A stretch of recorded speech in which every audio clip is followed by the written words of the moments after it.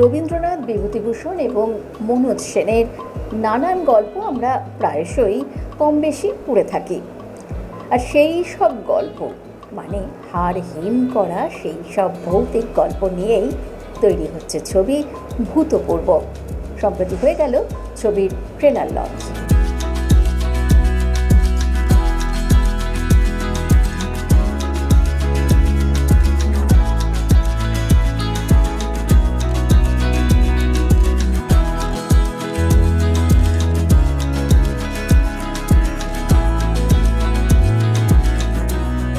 দেখো, আমরা বারুইপুর রাজবাড়িতে শ্যুট করেছি। সবাই বলে মোটামুটি ওখানে ভূত আছে। আমরা শুটিং জবে থেকে, আমি ছোটো থেকে ওখানে অনেকবার শ্যুট করেছি, ততবারই শুনেছি এখানে ভূত আছে। আমি অন্ধকারে অনেক সময় দাঁড়িয়ে থাকার চেষ্টা করেছি, দাঁড়িয়ে থেকেছি। ভাল লাগে একটা, যেহেতু আমি জানি যে ওখানে একটা ভূত ভূত ব্যাপার আছে, তাই ভাবতে ভাল লাগে, বাট কখনো কিছু দেখতে পাইনি। ভূতে দেখো, বিশ্বাস করতে ভালো লাগে, খারাপ লাগে না। কারণ আমরা যদি মানি যে পজিটিভ এনার্জি বলে কিছু আছে, তাহলে নিশ্চয়ই নেগেটিভ এনার্জি বলেও কিছু আছে। As long as they are not disturbing me, যতক্ষণ না তাদের সঙ্গে আমার মোলাকাত হচ্ছে কোনো রকম, যেটা হোক খুব একটা চাই না, তো সুতরাং ততক্ষণ সমস্যা নেই। এরকম ভূত সংক্রান্ত কোনো সিনেমার শুটিং করতে গেলে সবসময় যেটা হয় যে কোনো পুরনো রাজবাড়ি বা যে সমস্ত লোকেশনই হোক না কেন, যদি আমরা খুব ডাইলাপিডেটেড কোনো লোকেশনে শ্যুট করি বা ভগ্নপ্রায় কোনো রাজবাড়িতে শুটিং করি, প্রচুর গল্প থাকে, তো সবসময় সেখানে গিয়ে মনে মনে আমি বলে নিই যে আপনারা যদি কেউ থাকেন, আমরা আপনাদের বিরক্ত করতে আসিনি, আমরা কাজ করে বাড়ি চলে যাব, আপনারা প্লিজ বিরক্ত হবেন না, আপনারাও আমাদের বিরক্ত করবেন না। সো যতদিন তারা শুনছেন, ওয়েল অ্যান্ড গুড। কাকুলি আর অভিনবের সঙ্গে এটা আমার প্রথম কাজ, এবং ওদেরও এটা ডিরেক্টোরিয়াল দিক থেকে প্রথম কাজ।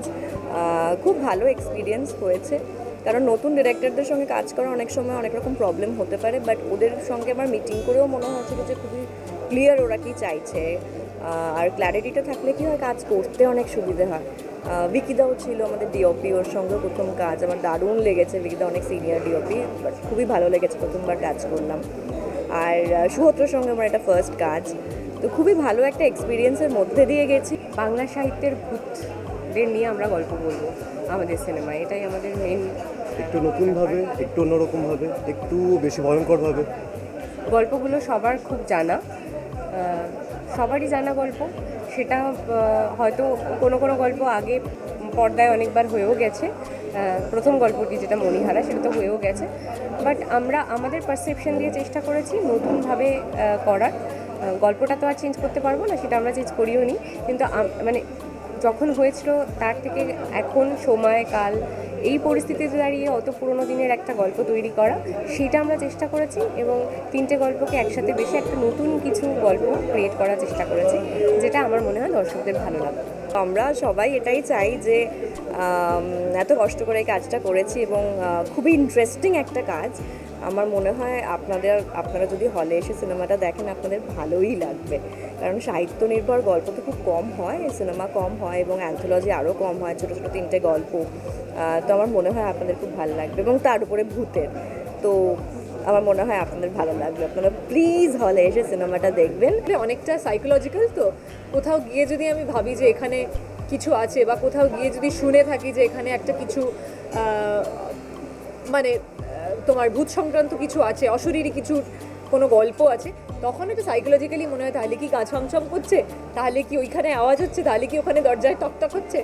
তো এটা আমার মনে হয় আমরা একটু একটু ভয় পেতে ভালোবাসি, স্পেশালি বাঙালিরা যারা আমরা ভূতের গল্প পড়ে বড় হয়েছি, সেটা শীর্ষেন্দুর মজার ভূতের গল্পই হোক, কি সুচিত্রা মিত্রের লেখা ভয়ঙ্কর ভূতের গল্প হোক।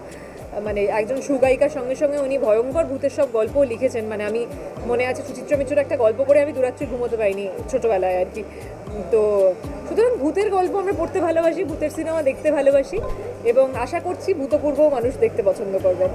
সাহিত্যে যতটা ভূতকে নিয়ে আলোচনা করা হয়েছে, আমরা ততটা ভূত এখানে দেখাতে পেরেছি এবং দেখিয়েওছি।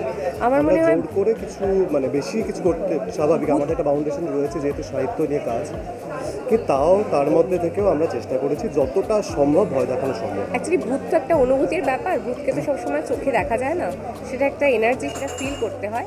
আমার মনে হয় যে আমরা চেষ্টা করেছি প্রত্যেকটা সময় যাতে মানুষ এই অনুভূতিটাকে ফিল করতে পারে। আমার মনে হয় যে দর্শকের মানে আমি যখন স্ক্রিপ্টটা পড়েছিলাম, আমার যখন অভিনেতা হিসেবে তো আমি আমার মনে হয় যখন আমরা কোনো চরিত্র অ্যাপ্রোচ করি, অভিনেতা খুব স্বার্থপর হয়। সেই যখন মানে অন্তত আমি আমার কথা বলছি, মোস্ট অফ দ্য কেসেস তাই হয়, সেই যখন কোনো চরিত্র পড়ে প্রথমেই দেখে তার কী করণীয় আছে। সেই জন্য আমি কোনো স্ক্রিপ্ট চেষ্টা করি দুবার পড়ার, একবার দর্শকের পয়েন্ট অফ ভিউ থেকে, একবার হচ্ছে নিজে অভিনেতার পয়েন্ট অফ ভিউ থেকে, যেখানে আমি শুধুমাত্র আমার চরিত্রটার কথা ভাববো, একবার হচ্ছে ইন জেনারেল। তো ইন জেনারেল হিসেবে যখন আমি পড়ার চেষ্টা করেছিলাম, সাবকনসিয়াসলি সবসময় চলে যে না আমিও একজন অভিনেতা, আমি চরিত্রটা করবো। কিন্তু যেটা সবচেয়ে আমার ভালো লেগেছিলো, ভূত মানে একটা ভূত মানে কনসেপ্ট হয়ে গেছে যে মানে ছোটোবেলাতেও ছিল, একজন দাঁত বার করা লোক আসবে বা চোখে সাদা কন্ট্যাক্ট লেন্স পরা, সেইটা কোথাও ছিল না এখানে। কাকলিদি অভিনব খুবই আর্টিস্টিক দুজন মানুষ, এবং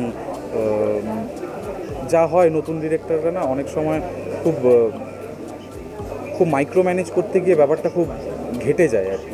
কাকলিদি অভিনব একদমই সেটা করেনি। ওরা যেটুকু ওদের দায়িত্ব, the creative part of the film, সেটা ওরা খুব ভালোভাবে ফলো করেছে, দেখেছে। তিনটে গল্পতে যে কানেকশানটা সেটা কিন্তু খুব অর্গ্যানিকভাবে এসেছে। মানে তিনজন লোক গল্প করছে, যে যার কথা বলছে একটা বৈঠকখানে।